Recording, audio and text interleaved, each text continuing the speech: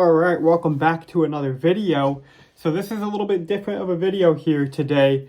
I just got off work and I'm going to set up my float rod, and I'm going to put something a little different with the setup. So right now we're dealing with very low clear water conditions, and a lot of us are using, on a float rod, heavy braided line, bigger floats, right? Like half-ounce floats or even bigger. But when the water gets down like this, very low, very clear, I like to go very finesse with it. And I was out the other day and I filmed a video where I was comparing the center pin versus a spinning setup. And I started off the day with the center pin with a fixed float setup, and more of a Midwest style, like a fixed float with a shot pattern on it. And I actually caught a little smolt, or baby steelhead, if you will. That was probably like, I don't know, 10, 12 inches long on that setup. But I realized pretty quickly that setup wasn't going to work in the type of water I was fishing. And so I want to show you what I do in this low clear water, but it's not like summertime low and clear. We still got like that greener color to it in the deeper sections. There's still enough flow that the fixed floats aren't going to fish very well. So I have, for my setup today, I'm setting up a bait casting setup. This is my Lamiglass SI. This is an 8 to 15 rod. This is only a 9'4". I'd recommend something longer. Eventually I want to get a longer float rod and a bait caster, like a 10-6 or even longer if I can find one, to really compare to the center pin. Because I think a lot of times the advantage with the center pin, I think it gets such a good drift, but I think you can get a very similar drift with a bait caster, and have a faster gear ratio to pick that line up quick. The issue is finding a long bait caster, because center pins are made, most of them are made between like 11 to like 13, even 14 feet long. Mine's 13 feet long. So when you go from a 13-foot long float rod to a 9.5 or 10.5 foot float rod, it's a huge difference in being able to control that line. So my next rod I'm going to get, probably won't be for a little while, but I want to get either a 10.5 or a longer bait casting setup, because this one's only 9'4". But it's a good rod. And now what I'm going to do with this setup is I'm going to put mono on it. I'm going to experiment for a little bit. Now most guys would put braid on this. They'd put 30 to 50 pound, braided line on here, and rig it up with a float. And I want to experiment and see if mono, because I run monofilament on the center pin, and I want to see if that's part of getting a good drift. If I run mono, it's a little bit smoother, right? Monofilament's very smooth, very slick, versus a braided line. Here's a reel with a braided line on it. It's a, whether it's an 8 carrier braid, or most of them are 8 carriers, or a 6 carrier braid, or whatever it is. Braid's a lot rougher going through the guides. And at first it might not be. You get a brand new spool of braid and it casts great and it floats on the water great. And then you're fishing it for, a couple days, couple weeks. And I think people love braid because it's so durable. I could get 40 or 50 pound braid that's the same exact diameter as this 12 pound monofilament. So I'm not losing anything versus in diameter. I could fit the same amount of line on my reel. But you lose the durability, whereas this mono, once it starts, hitting rocks and things down there, it starts to weaken up, whereas the braid holds its strength very well. And if you get snagged up and you have braid, whatever is snagged up, you're going to break at your leader. You're never going to break off the braid. So you run a float setup on braid, you're never going to lose your bobber, because your leader is always going to break before that braid breaks and you lose your bobber, if that makes any sense to you guys. So I'm going to try an experiment with some mono, kind of go back, in the olden days, that's all they used was mono. So I got some 15 pound Maxim Ultra Green, the same exact stuff that I'm running on my center pin right now. I'm going to rig it up on this bait caster. So let's do it. All right. So the first thing I'm going to do is obviously make sure my reel is empty. Now, like I said, it's a Lamiglass rod. This is a Corrado. This is the 150 HG, right? The Corrado MGL. So it's a super light, very fast reel. It's a 7/4-1. They actually make a faster one. This is like a mid speed reel. I think they have like a 6.3, 7.4 and then like an 8 to something. This is a 7.4, so it's a pretty fast gear ratio. Obviously you can get faster, but compared to like a center pin or a spinning reel, this is going to be much faster, right? And just a light, nice reel that casts very, very good. Casts like a dream, very smooth reel. I love my Curados. The difference between so this is the Curado 150 MGL. So it's a 150 size, and it's got the Maglite spool. But my other Curados I have are the 200 size, and the difference between a 150 and a 200 is just going to be line capacity. The 150 is lighter. It's got the Maglite spool, so it's supposed to cast lighter lures better. The 200 is more of a beast. It can withstand a lot more abuse, and it can hold more line. So if you're just looking for a beast of a reel, a really solid reel to cast like most of your half-ounce float setups and bigger, I'd go with the Curado 200. If you're looking to set up something like this, maybe a little bit more finesse setup, and you don't need quite as much line on there, I would go with like a 150 size. I got this for fishing like the smaller tributaries in the setup like I'm going to show you. So I'm going to go ahead and take my 15-pound Maxima, and I'm going to put this on my reel. So I've never done a full in-depth video, but what you do with the bait caster, obviously, you got your little eye here, your little guide that goes back and forth, right? You want to make sure you put your line through that. You do not want to miss that. Run that line through there, and then you tie your line around the spool.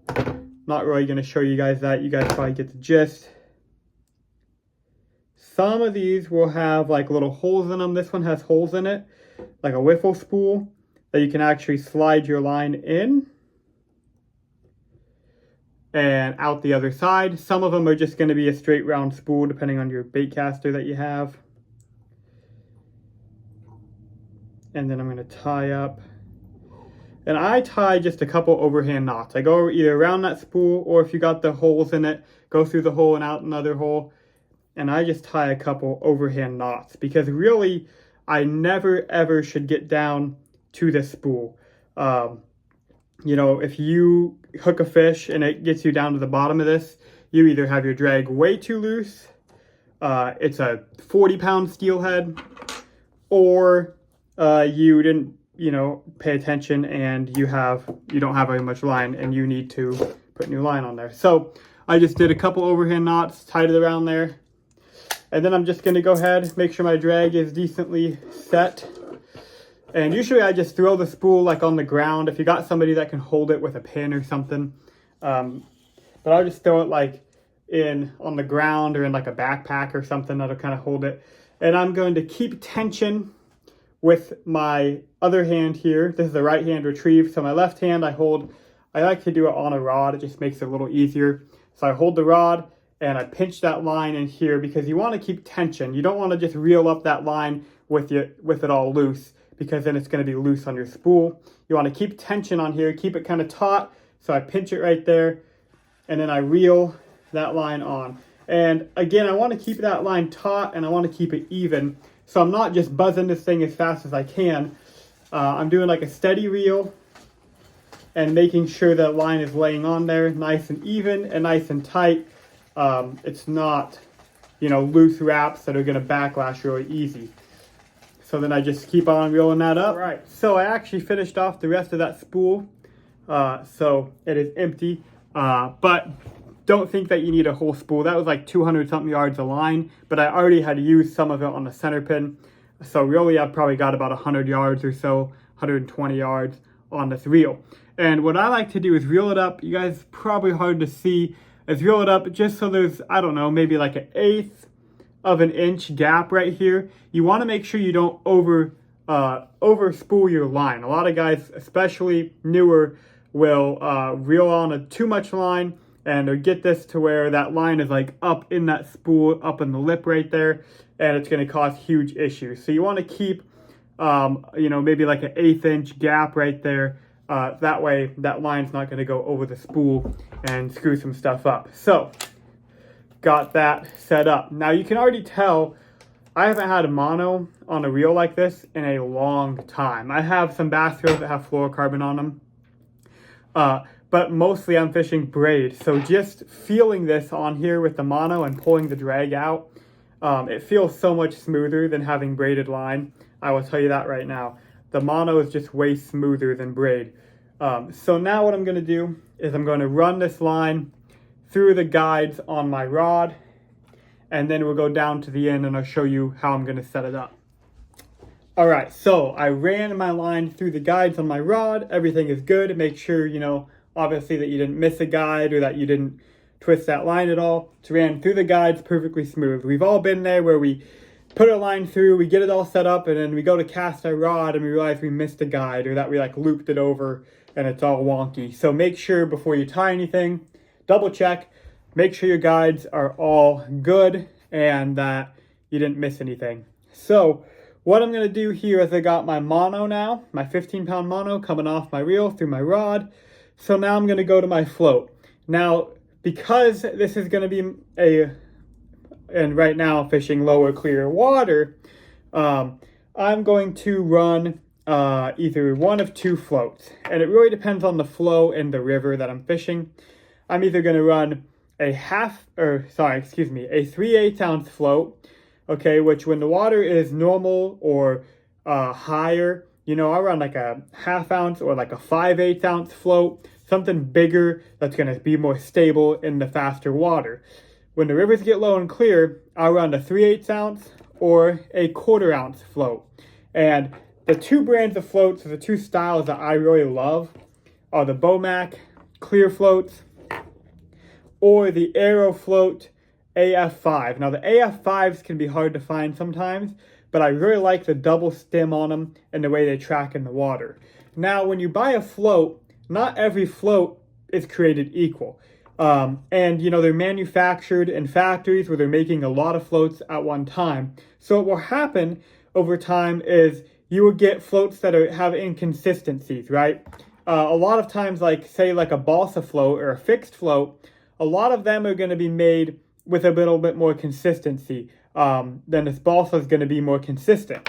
Whereas like foam or plastic is not. So every one of them kind of floats a little bit different.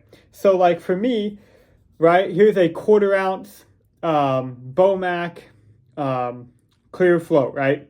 Well, here is a 1/2 ounce Bomac clear float, 1/2 ounce Bomac clear float. But when I cast these out and I fish them, they might fish completely different. Obviously, they're different weights, so they're going to fish different. But they might track in the water and sit in the water differently. And so you have to be careful with that, right? Or you could buy, like here is two of the exact same floats out of the same package. And one of them might fish a little bit differently than the other one. And one of them might track a little bit differently in the river than the other one. So that is what you have to pay attention to with a float. You know, when you go and buy one, don't just buy one style and, you know, one float. Buy a couple sizes, buy a couple brands, because ultimately, after kind of switching floats, you're going to find one that fishes just right. And this one fishes really good for me. So I'm going to rig up this one right now because right now my rivers are low and clear, but they also still have a little bit of color. You know, if I'm gonna go to a smaller creek that has no color on it, I'm gonna run this little 1/4 ounce clear float.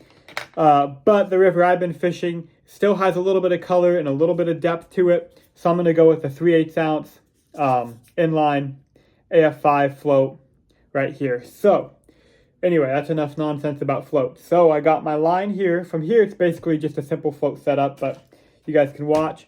So I got my mono coming off my reel. I'm going to put on a bobber stop. My favorite bobber stops are these little rubber ones. You can get these pretty cheap. You can find them at most tackle stores and online, some online retailers. These ones are so tight that a lot of times it rips the metal off, so I got to fiddle with it, use my teeth, and get that bobber stop on there. Now, I like to wet my bobber stops because they will burn after a little while. If you just sit there and run a bobber stop up and down, they start to tear and burn, and so then they're going to be super, super weak after a while. So what I'm going to do is I'm going to put two of them on. So I actually have two, and I might end up taking one off if they're annoying me during casting, but that way it's just double the strength. That float's not going to slide around if I have two of them on there like that. If one of them burns out or rips off, then I have another one and I don't have to re-rig my float setup. So then a lot of times if you look at the end of that line, especially running a mono like this, or if you're running braid to a bumper, because nowadays a lot of guys are running the braided line and then they run like a 6-foot bumper or longer of monofilament or fluorocarbon, which I want to explain something to you, because there's difference in lines, and fluorocarbon line actually is designed to sink. And what I hate is when you see guys running a braid to a fluorocarbon leader and they use like a 15-foot fluorocarbon leader and then they run a float. Well, that fluorocarbon is going to want to sink, so you're not going to get a good drift. Obviously underneath the water that's good because it helps your bobber weight get down if your line sinks. But if the line that you want to float on top, you want to make sure it's a floating line. So if you run a fluorocarbon leader, make sure you run it pretty short. That way that fluorocarbon is you're not trying to make it float on top, because it's not going to do that. Now monofilament is actually a floating line. A lot of people don't know that. But monofilament is a stretchier line and it's a floating line. So it actually works very good, and I think that's why I like it on a center pin so much and why I'm trying it out on my bait caster, because it is a floating line and it floats very, very good on top of the water. And it doesn't wear out like braid. It has that slick coating on it and it floats good, and then after a few trips out it loses that coating. Mono doesn't really lose its properties. Now like I said, it gets frayed up, and like here I put the bobber stops on and it made that line all kinked, so I want to make sure I cut that off because I don't want my line to be weak at all. So you always want to check that, make sure there's no nicks in it. But that mono isn't going to wear out like the braided line will, and it's always going to still want to float. All right, so I've got those stops up there on my line. Now what I do is I add a little stopper bead. Now this bead is to protect my float. A lot of guys will run a corky right there, which I actually went and grabbed one to show you. A lot of guys will run like a bright green or bright pink corky on top of their float, and that just helps them know that they're not tangled up on a cast, and make sure that your bobber is actually sliding. Because I've had these floats, especially the foam style ones, where your line will actually wear a groove in the top of the float, and then it will stop sliding on your line, and you won't even realize it. But if you got a corky on there, you can tell when that float is pulled tight. But today, because I want to be stealthy in the low clear water, that's just one more thing in my mind that could spook the fish, even though they're probably not really paying attention to it. You already have a big float. I just want to keep it as simple as possible and as stealthy as possible. So I'm just going to run a little bead and then my float. And what that bead does above there, in between your stops, is it just protects those bobber stops from sliding in your float, and it protects anything from damaging, because a lot of times you have this bobber going up and down, and if it's hitting stuff, it could damage that float, and then it's not going to slide as well. So then underneath of here, same thing, I'll just run a little bead. Now if you can help it, I don't like to run a bright bead underneath of my float. If you have a clear bead that's not going to get stuck in the hole here, that works really well, or like just a more natural red looking, but like I don't want anything that's going to be bright and stand out in the water. Okay, so I have my bobber stops, I got a bead, my bobber, another bead underneath, and those are little, I don't know, like 5 mil beads, 6 mil beads, just big enough to where they're not going to get jammed in the hole of that float. And then I take my weight. This is an inline weight. A bunch of different brands make them, whichever brand you can find or prefer. I don't even know what this one is, but 3/8 ounce. Because this is a 3/8 ounce bobber, I'm going to put a 3/8 of an ounce weight underneath of it. And I'm going to tie with this mono, I'm just tying a clinch knot. With a braided line, I use a palmer knot. But with this here, I'm just doing a clinch knot, wet it down, cut my tag end, and we are good to go. So that is my dummy float setup on the setup. And this might be, with the mono on there, it might be my new favorite float setup, even over the center pin, but we'll have to take it on the water and see. So yeah, so then from there, okay, so the two things that I do when I'm fishing the low clear water is I'm gonna go very, very stealthy, and then I'm gonna go big, bright, and bold. And those are kind of the common theme for steelhead. There are times, like when that water is that perfect steelhead green, where the in-between stuff can really get them. But when the water gets very, very low and clear, I either find it's best to go finesse and go with your like 10 millimeter beads, your 8 millimeter beads, 6 millimeter beads, like tiny little beads, very natural, light pink colors, light orange colors. Some of your like transparent stuff, these are lured incognitos, like the orange crush, very kind of transparent orange. This is, I don't know what color he calls that one, but it's a very translucent little orange and 8 millimeter size. Here's a 10 millimeter pink fairy dust, just a light kind of pink color. That works in a lot of different water, but low clear water, that little one works very, very good. Something like a natural dead egg pattern works sometimes really good in low clear water, and a very small size, very small natural dead egg looking pattern.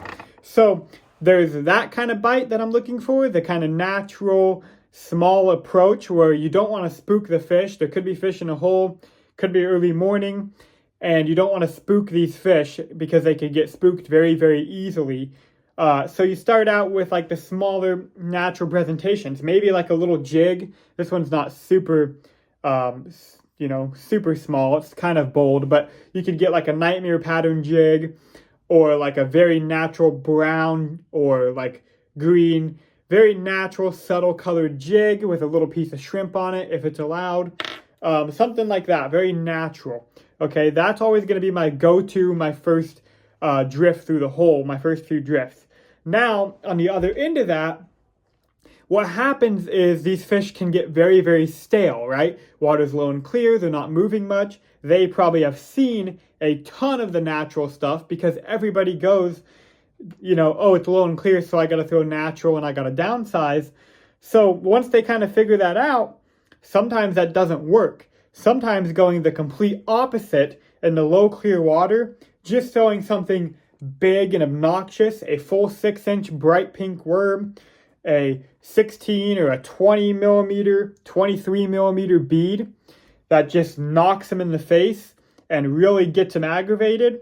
Sometimes that is the way to go in the low clear water. So those are my kind of two approaches to this low water. I always am going to fish something very natural. I didn't mention bait too much, but, another thing is a bait of eggs. If you got, just a little piece of, whether it's steelhead eggs, coho eggs, whatever you have, but I mean, a really light cured, sweet steelhead kind of egg, right? Maybe a little bit drier, and you can fish like a tiny little bait of eggs, either drifting it with a piece of pencil lead or under a float setup like I kind of showed you here. Sometimes that is unbeatable in low clear waters, just as natural as it could be. Just a little tiny bait of eggs, maybe the size of your fingernail, just a little tiny piece of eggs on there, a couple berries.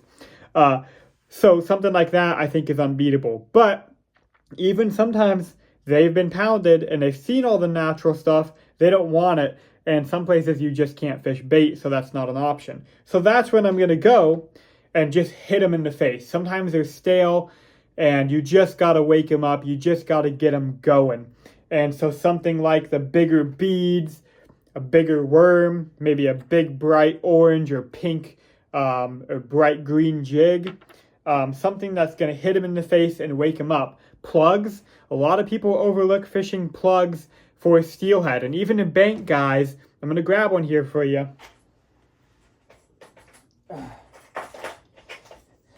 All right, how many of you guys ever fish these right here, right? A Brad's Wiggler. Even from the bank, you can cast these things and let them swing like you're spinner fishing, right? Throw them out there and kind of swing them across the river.